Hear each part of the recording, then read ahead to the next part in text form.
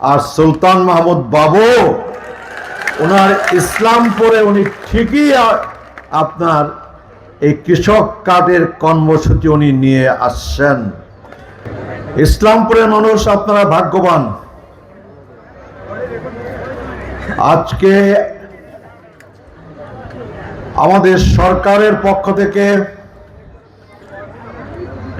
আমাদের সরকারের মাননীয় প্রধানমন্ত্রীর পক্ষ থেকে বাংলাদেশের ৮টি বিভাগের 10টি জেলার 11টি উপজেলায় এই কৃষক কার্ড বিতরণের কর্মসূচি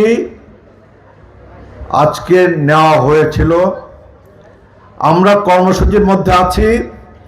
ইতিমধ্যে মাননীয় প্রধানমন্ত্রী টাঙ্গাইলে বিশাল সমাবেশের সামনে দাঁড়িয়ে উনি আনুষ্ঠানিকভাবে এই কর্মসূচি উদ্বোধন করেছেন।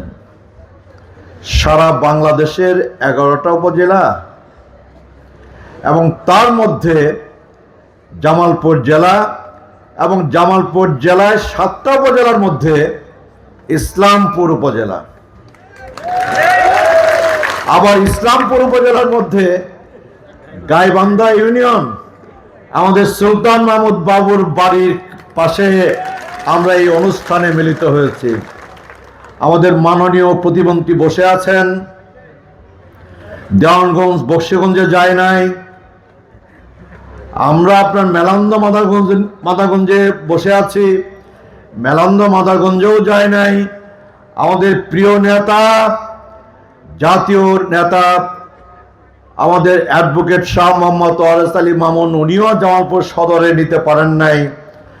আর সুলতান মাহমুদ বাবু ওনার ইসলামপুরে উনি ঠিকই আপনার এই কৃষক কার্ডের কর্মসূচি উনি নিয়ে আসছেন। সুলতান মাহমুদ বাবু ভাগ্যবান এবং ইসলামপুরবাসী আপনারা ভাগ্যবান। আমরা আশা করি, আমরা আশা হতো না, আমরা আশা কিন্তু ছেড়ে দিই নাই। আমরা আশা করি যেই কর্মসূচি আজকে শুরু হয়েছে ইসলামপুর থেকে, যেই কর্মসূচির উদ্বোধন করেছেন